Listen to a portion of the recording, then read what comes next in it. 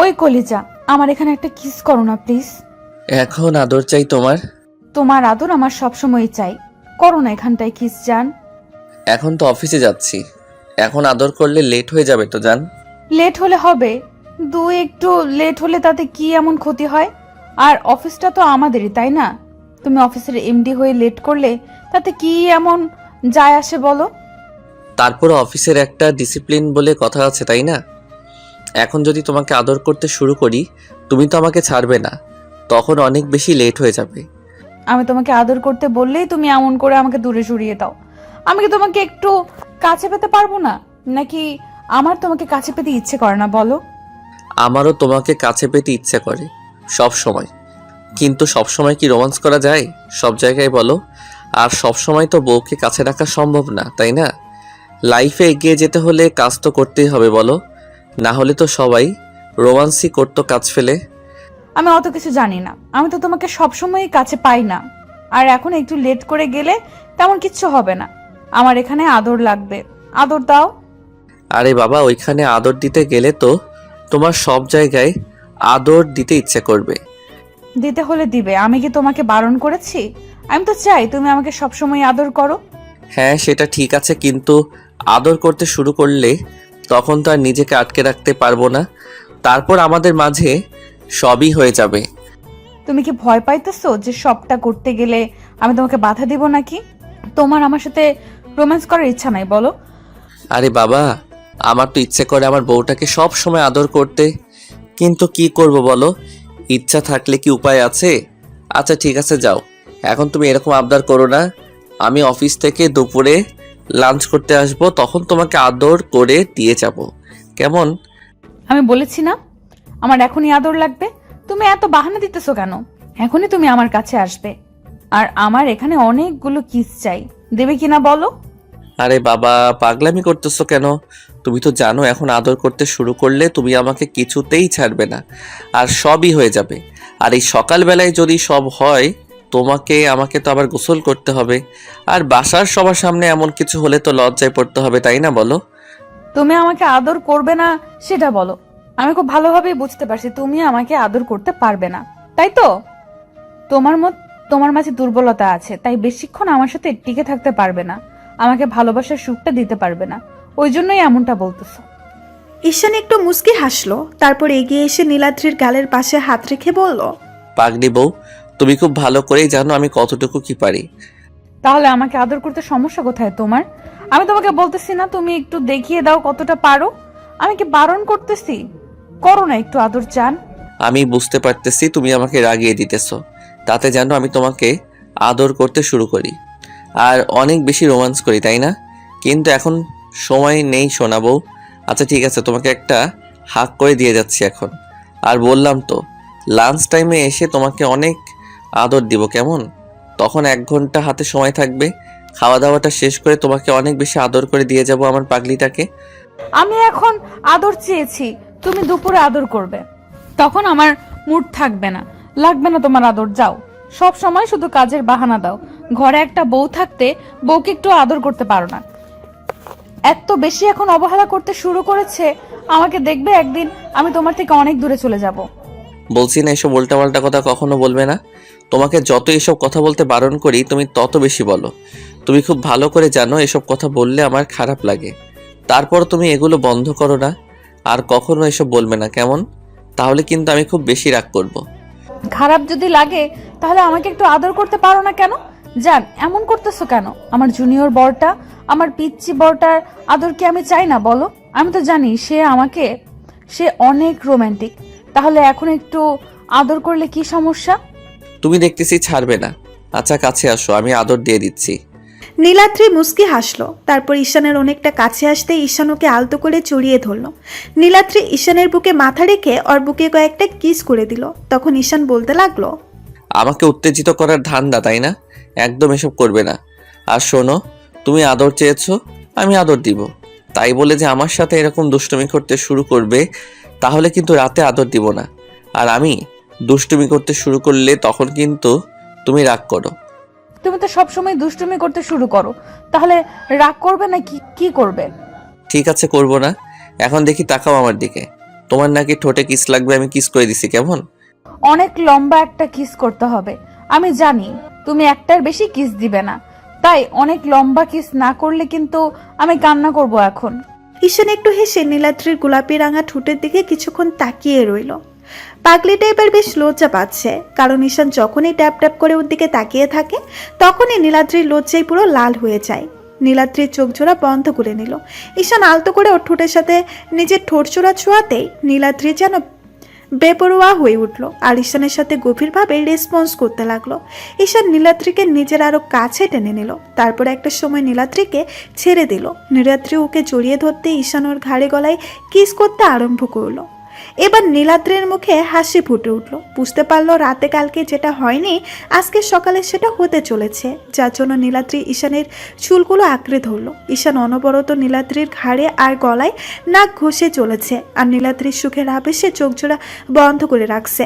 তারপর ঈশান যখনই নীলাদ্রির ঘাড়ে কয়েকটা কিস করতে যাবে ঠিক তখনই আম্মু নীলাদ্রিকে ডাকলো। সাথে সাথে ঈশানের ঘোর কাটতেই ও নীলাদ্রিকে ছেড়ে দিল। তখন ও বলল, কি হলো, ছাড়লে কেন জান? আমার তো ভালোই লাগতেছিল। না মানে এমনটা করতে চাইনি, আসলে ভুল করে ফেলেছি। তুমি যাও, দেখো আম্মু কি বলে। আমি তো বললাম এখন অনেক লেট হয়ে যাবে, প্লিজ এখন আমাকে আর আটকে দিও না, যেতে দাও। নীলাদ্রি কিছু বলতে যাবে তার আগে ঈশান বেরিয়ে গেল। ও জানে নীলাদ্রি এখন ওকে আটকানোর চেষ্টা করবে, কারণ ঈশান যতবার ওর ঘাড়ে আর গলায় কিস করে দেয় নীলাদ্রি অনেক বেশি উত্তেজিত হয়ে যায়। এইটা নীলাদ্রির গভীর একটা দুর্বলতা।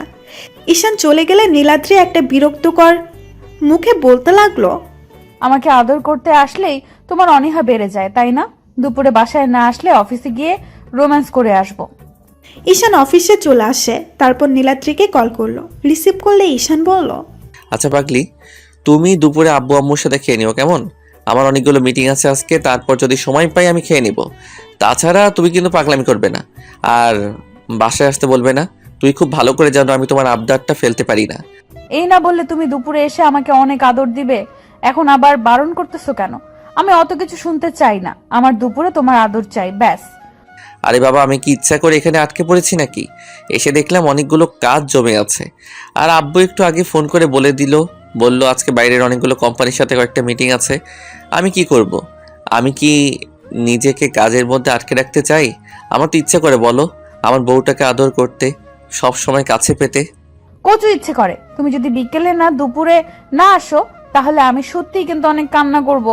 নীলাদ্রি ফোনটা কেটে দিল আর ঈশান ভাবতে লাগলো পাগলিটাকে নিয়ে কি করবে। তো দুপুর হতে না হতে নীলাদ্রি ঈশানকে বারবার ফোন দিতে লাগলো। বেশ কয়েকবার দিতে ঈশান শুধু একবার ফোনটা রিসিভ করে বলল, পাগলি বউ, প্লিজ মন খারাপ করো না। দেখো অনেক কাজে আটকা পড়েছি, এখন সম্ভব না বাসায় আসা। তুমি একটু কষ্ট করে খেয়ে নাও। আচ্ছা ঠিক আছে, আমি বাসায় এসে তোমার সাথে কথা বলবো। হ্যাঁ, এখন কথা বলার সময় নেই, তুমি প্লিজ রাগ করো না। ঈশান কলটা কেটে দিয়ে আবার মিটিং করতে লাগলো। এর মাঝে আব্বু আম্মু খাবার টাইম হয়ে আসলে নীলাদ্রি গিয়ে আব্বু আম্মুকে খাবার দিতে লাগলো, কিন্তু নিজেই নীলাদ্রি খাচ্ছিল না দেখে আম্মুকে জিজ্ঞাসা করলো, কি হলো মামুনি, তুমি খাইতেছো না কেন? আর কি সমস্যা হলো তোমার? আম্মু, তোমার ছেলে না আজকে বাসায় আসবে না? সে কি কথা, তাহলে সারা দুপুর না খেয়ে থাকবে নাকি? ও তো বললো ক্যান্টিন থেকে খেয়ে নিবে, কিন্তু আমি জানি ও ক্যান্টিন থেকে কখনোই খাবে না। আচ্ছা তুমি এক কাজ করো, ওর জন্য খাবার নিয়ে যাও। তুমি তো জানো ছেলেটা ক্যান্টিনে খাবারটা খেতে পারে না, ওর শরীরের সাথে ম্যাচ করে না। তুমি মন খারাপ করো না মামুনি, তুমি দুজনের খাবার নিয়ে যাও, ওইখানে গিয়ে দুজনে খেয়ে নিও কেমন? নীলাদ্রি একটু মুচকি হাসলো। আম্মু আর মনের কথাটা বুঝতে পেরে জানো আব্বু আম্মু খাওয়া হলে নীলাদ্রি ড্রাইভারকে নিয়ে অফিসে চলে আসলো। শুনতে পেল ঈশান একটা মিটিংয়ে আছে, তার জন্য 20 মিনিট অপেক্ষা করলো। তারপর পিয়ন এসে যখনই বলল মিটিং শেষ হয়ে গেছে, নীলাদ্রি খুশি মনে খাবারগুলো নিয়ে ঈশানের কেবিনের দিকে যেতে লাগলো। তারপর যখনই কেবিনের দরজা ঠেলে ভেতরে ঢুকতে যাবে তখন যেটা দেখলো সেটার জন্য নীলাদ্রি কখনোই প্রস্তুত ছিল না, কারণ ঈশান কেবিনের ভেতরে একটা মেয়েকে কিস করছে। এমন কিছু দেখে নীলাদ্রি অনেক বেশি অবাক হয়ে গেল। তারপর হুটহাট করে নীলাদ্রির হাত থেকে খাবারগুলো পড়ে গেল। এমন কিছুর জন্য সবাই শব্দ পেয়ে ঈশান আর ওই মেয়েটা দরজার দিকে তাকালো, আর নীলাদ্রি তাড়াহুড়া করে সেখান থেকে চলে যেতে গেলেই ঈশান ওকে স্পষ্ট দেখতে পেল। নীলাদ্রির 2 চোখ দিয়ে পানি পড়ছে শুধু। ঈশান বুঝতে পারলো ঘটনাটা কি হয়েছে। ও তাড়াহুড়া করে মেয়েটার কাছ থেকে ওকে সরে এসে বলতে লাগলো, এই যা, আমার পাগলিটা হয়তো আমাকে ভুল বুঝেছে। তোমাকে বারবার বলতেছিলাম দুষ্টুমি করো না, হলো তো? এখনই পাগলিটাকে কে বোঝাবে? কি হয়েছে আমাকে বলো। কি আর হবে, যে পাগলিটাকে এত ভালোবাসি ও আমার জন্য খাবার নিয়ে আসছিল আর আমাদের এইভাবে দেখে ফেলেছে।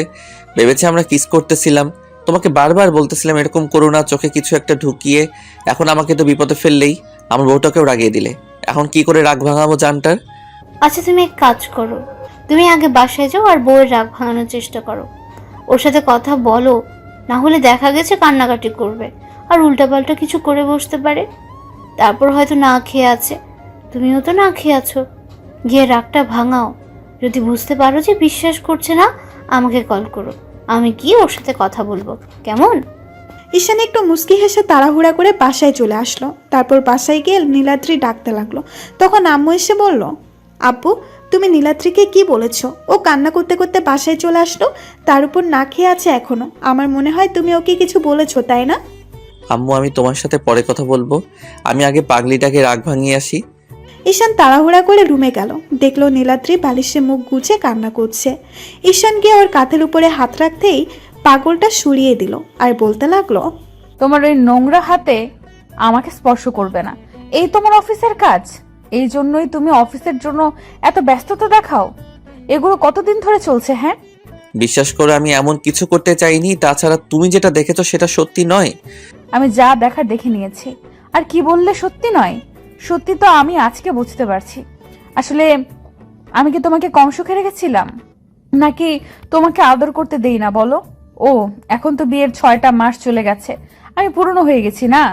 আমি ওই সুখটা দিতে পারি না তোমাকে, যতটুকু সুখ ওই মেয়েটা তোমাকে দিয়েছিল, তাই না? বিশ্বাস করো ওইখানে আমি এমন কিছু করছিলাম না যার জন্য তুমি কষ্ট পাবে। আসলে ওর চোখে কিছু একটা পড়েছিল, আমি সেটাই দেখতেছিলাম। আর তুমি আমাদের ওরকম ভাবে দেখে ভেবেছো আমরা কিস করতেছিলাম। তোমার বিশ্বাস না হলে মেয়েটার সাথে একটু কথা বলে দেখতে পারো। আমার কোনো ইচ্ছে নেই, আমি যেটা দেখার দেখে নিয়েছি আর বুঝেও গেছি তুমি আমাকে কতটুকু ভালোবাসো। ছি, আমি ভাবতেই পারছি না তুমি কি না আমার সাথে এরকম ভাবে প্রতারণা করলে। ঈশান, এই জন্যই তুমি আমার জন্য এত বেশি পাগল ছিলে? তুমি আমাকে এটুকু বিশ্বাস করতে পারলে না যে মেয়েটার জন্য এত বেশি পাগল ছিলাম, তাকে এমন করে কষ্ট দিব কি করে? তুমি আমাকে এমনটা ভাবতে পারলে? আমি কি নিজের চোখে অবিশ্বাস করব বলো? আমি তো সবটা দেখেছি। আর তুমি এমন করে বলতেছো যার জন্য এখন আমার আর বিশ্বাসই হচ্ছে না যে তুমি আমাকে ভালোবাসো। আমি বুঝতে পেরেছি সকলে এজন্যই তুমি আমাকে দূরে সরিয়ে দিয়েছিলে, তাই তো? ওটা তোমার গার্লফ্রেন্ড, বিয়ের পরও অন্য কারোর সাথে সম্পর্কে জড়ানো পরকীয়ার সমান। আর তুমি সেটা বুঝতে পারলে না, এমন করে কষ্ট দিলে আমাকে। আমি আজকেই বাসায় চলে যাব। ঈশান অনেকক্ষণ যাবৎ নীলাদ্রিকে বোঝানোর চেষ্টা করলো। তারপর যখন বুঝতে পারছিল না, তখন ঈশান ওর ফ্রেন্ড মায়াকে ফোন করে বাসায় আনলো।